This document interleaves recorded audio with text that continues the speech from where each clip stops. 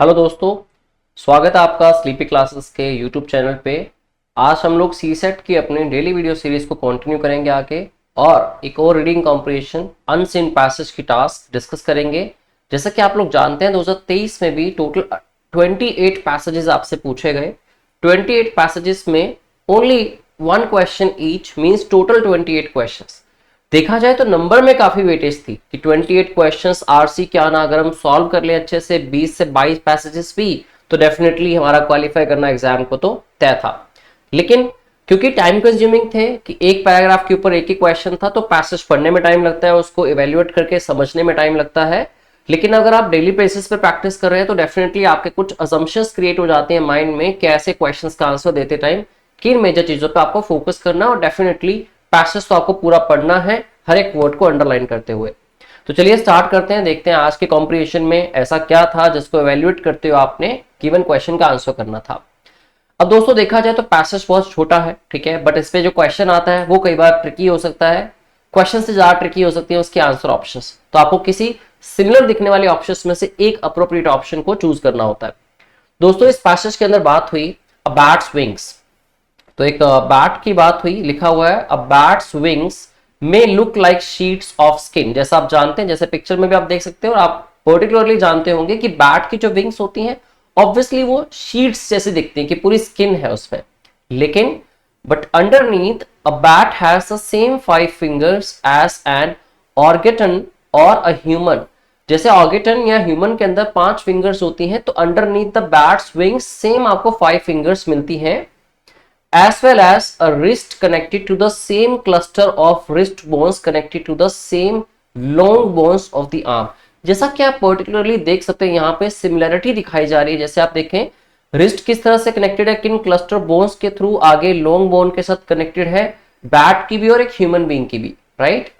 तो इस पैसेज में ऐसा क्या पूछना चाह रहा है ये सिमिलरिटी को दिखा के, तो आप इस चीज को थोड़ा अंडरस्टैंड करने की कोशिश करें। कहीं ना कहीं सिमिलरिटी दिखा रहा है ह्यूमन के स्ट्रक्चर की और उससे पहले जितने भी एनिमल्स हैं या उनके बाद के जितने एनिमल्स हैं या साइमल्टेनियसली सेम टाइम पे जितने भी एनिमल्स आए, जितने भी ह्यूमन बीइंग्स आए, जो बेसिकली एक एवोल्यूशन हुई या रेवोल्यूशन हुई, ठीक है। तो उसको कुछ चीजें सिमिलर हैं जो यहाँ पे ऑथर डिस्कस करना चाह रहा है।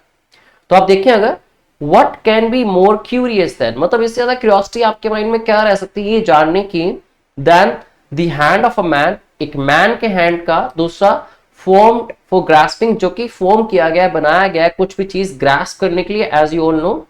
दैट ऑफ का मीनिंग यहाँ से हैंड वर्ड को यूज कर रहा है। मोल फॉर डिगिंग, एक मोल का जो डिगिंग के लिए यूज किया जाता है, जैसे एक हॉर्स की लेग होती है। पैडल होता है पर्पस का, पर्पस बेसिकली एक सी एनिमल है, ठीक है, शार्प नोज के साथ होता है बेसिकली, जो सी के अंदर रहते हैं, जो ग्रुप में रहते हैं। तो पर्पस जिसकी बात हुई पैडल की, उसके तो सिमिलरिटी दिखाई जा रही है इन सबके बीच में। And the wings of the bat, तो कहना चाह रहे हैं कि ये सब लोग इक्वल से हैं, एक जैसे दिखते हैं, ऐसे ही इनकी शेप है, स्ट्रक्चर ऐसा ही कुछ बना हुआ है। So should all be constructed on the same pattern, क्या ये सारे सेम पैटर्न पे कंस्ट्रक्टेड है? तो अब यहां से हमें देखना है कि क्वेश्चन क्या डिराइव हुआ। क्वेश्चन आपसे एग्जामिनर ने पूछा which of the following is the most logical, scientific and rational inference that can be made from the above passage। दोस्तों फर्स्ट ऑफ ऑल इन्फ्रेंस क्या होती है? something that you can infer, something that you can state after reading the context, जिसमें शायद आपको clearly कुछ words या explicitly या डायरेक्टली गिवन नहीं है, but due to some factual statements आप एक कंक्लूजन डिराइव कर सकते हैं कि हाँ this is possible to be set और this will be right to be set, right. अब फर्स्ट ऑप्शन पे नजर मारिए दोस्तों, इसमें फर्स्ट ऑप्शन में क्या कहा गया? काफी स्टूडेंट्स कंफ्यूज हो सकते हैं इन ऑप्शंस में, बट अगर थोड़ा सा आप ध्यान से पढ़ें तो कंफ्यूजन डेफिनेटली नहीं होगी। जैसे कि ऑप्शन ए में लिखा गया different species having similar structure, जैसे डिफरेंट स्पीशीज की बात हुई और बात साथ में सिमिलर स्ट्रक्चर की भी हुई। हैंड्स का is an example of biodiversity, वो बायोडाइवर्सिटी की एक एग्जाम्पल है। सेकेंड ऑप्शन था limbs being used by different species for different kinds, जो limbs यूज होते हैं डिफरेंट स्पीशीज के डिफरेंट काइंड्स के, work is an example of biodiversity, तो वो भी बायोडाइवर्सिटी की एग्जाम्पल है।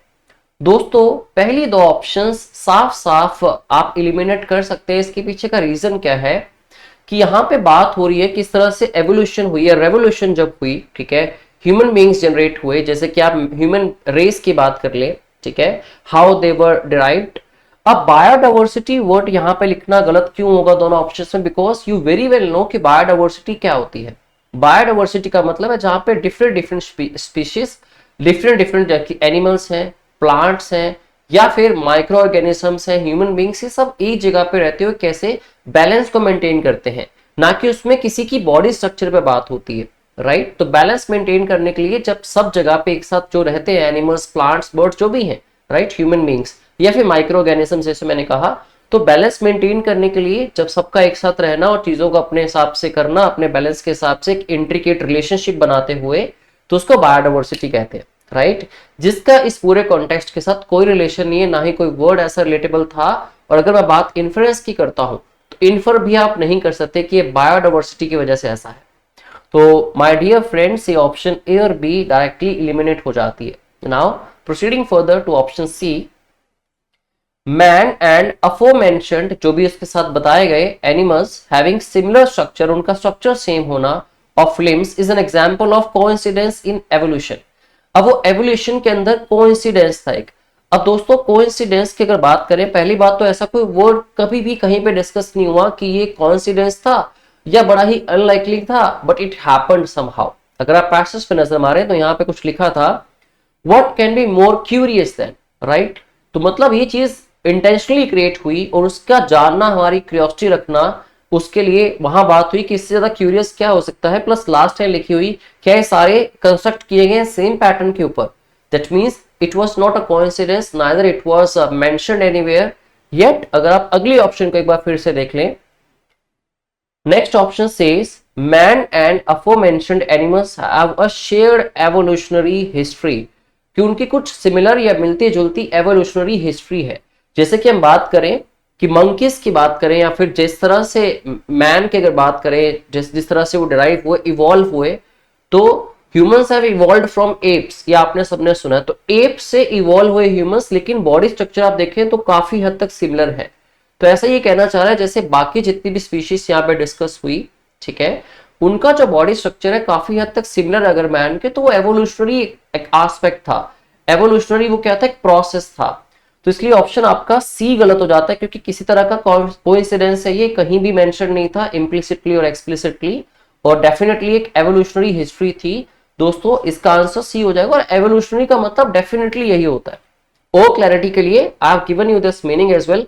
एवोल्यूशनरी का मीनिंग भी यही कहता है, what it says, relating to or denoting the process by which different kinds of living organism, एक ऐसा प्रोसेस या कोई ऐसी चीज जो रिलेट करती है उस प्रोसेस के साथ, जहां पे डिफरेंट काइंड के जो लिविंग ऑर्गेनिजम्स हैं, आप बिलीव टू हैव, जिनको बिलीव किया जाता है, ऐसा माना जाता है कि have developed from earlier forms, उनकी अर्लियर फॉर्म से उनको डेवलप किया गया है, एवोल्यूशनरी प्रोसेस हो गया ये, और वहां पे कुछ स्ट्रक्चर की सिमिलरिटी डेफिनेटली देखने को मिलती है आपको।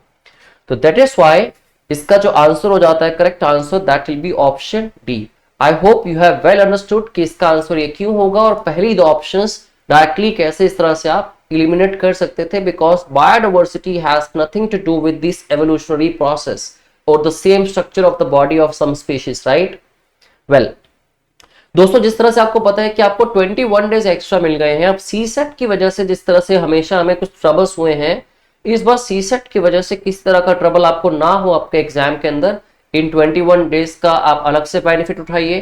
21 डे चैलेंज हो सकता है आपके लिए, जीएस के लिए, और उसके साथ साथ सी सेट के लिए भी।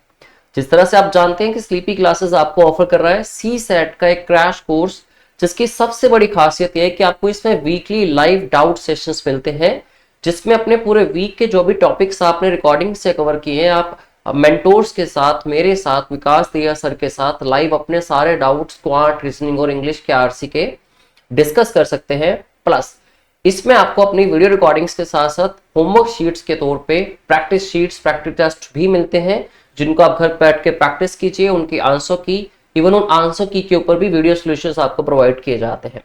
100+ इसमें वीडियो लेक्चर्स होंगे दोस्तों, ढेर सारे प्रैक्टिस क्वेश्चंस होंगे, और सबसे खास बात लाइव डाउट सेशन भी होगा, वीकली एक सेशन, राइट। और कॉस्ट की बात करें तो शायद इंडिया में सबसे कम कॉस्ट पे आपको इतना प्रोफाउंड या फिर इतना वेल स्ट्रक्चर्ड कोर्स ऑफर कर रहा है स्लीपी क्लासेस। तो अगर आपको भी लगता है कुछ अभी भी प्रॉब्लम्स है सी सेट में, एक स्ट्रेटेजी चाहिए बहुत बढ़िया, और क्रोनोलॉजिकली आपको अच्छे से प्रिपेयर करना है खुद को, तो ये चांस मत खोइए। वक्त 21 दिन का और मिला है, लेकिन अभी भी देखा जाए तो बहुत कम है। तो इस क्लास के साथ बने रहिए, सीरीज के साथ सी सेट में कुछ चीजें लर्न करते रहिए, हमारे साथ जुड़े रहें यूट्यूब पे। अगली क्लास में जल्दी आपसे मुलाकात होगी, तब तक के लिए अपना ख्याल रखिए और हाँ, प्रिपरेशन अच्छे से करते रहिए। Thank you very much.